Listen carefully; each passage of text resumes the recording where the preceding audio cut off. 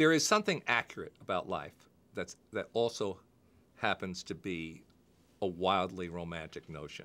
But the fact that it's so accurate takes all the sentiment out of it and makes it real, I think.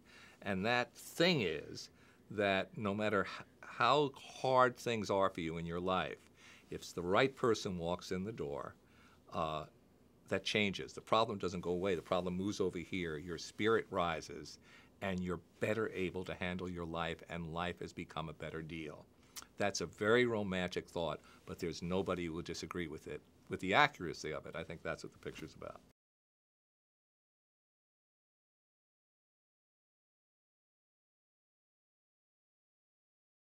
Lisa is somebody who, from age 3, realized she had a talent, and that talent was an athletic talent. It was being able to hit a large ball with a wooden stick. And there's a place for that. And she spent the rest of her life doing it. That means for people who are this skilled, for people who have this kind of talent, and people who have the personality to drive themselves like this character does, it means that that Saturdays are about driving 200 miles and then 200 miles back to play in a game. It means going away from your family for a time to train with the right coach. It means not being able to play for your high school because you're on a team that's much better than any high school team that plays in the region. It means you get a scholarship to college where this is your full-time job, and you tend to date only athletes because only athletes can possibly understand what your schedule is between going to school and playing ball.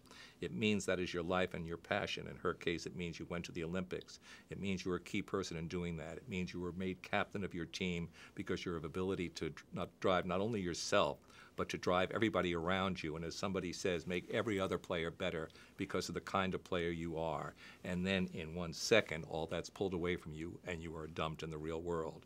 That's her story.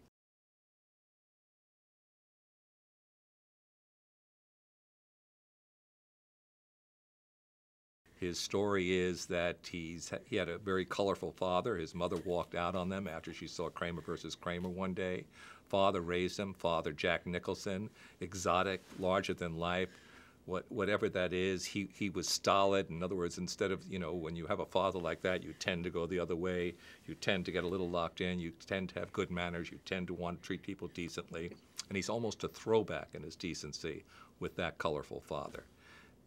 Goes to business school, does well, comes out, invariably picks the wrong women, but picks quite beautiful women who want low maintenance guys to pass through. He is the lowest maintenance guy in the world.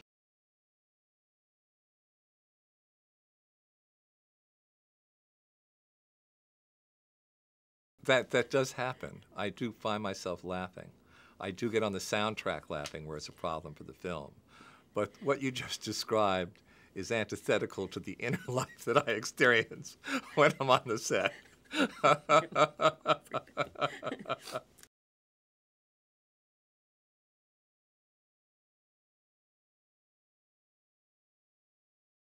He's a self-justifying machine. I mean, everything that's wrong is the government's fault.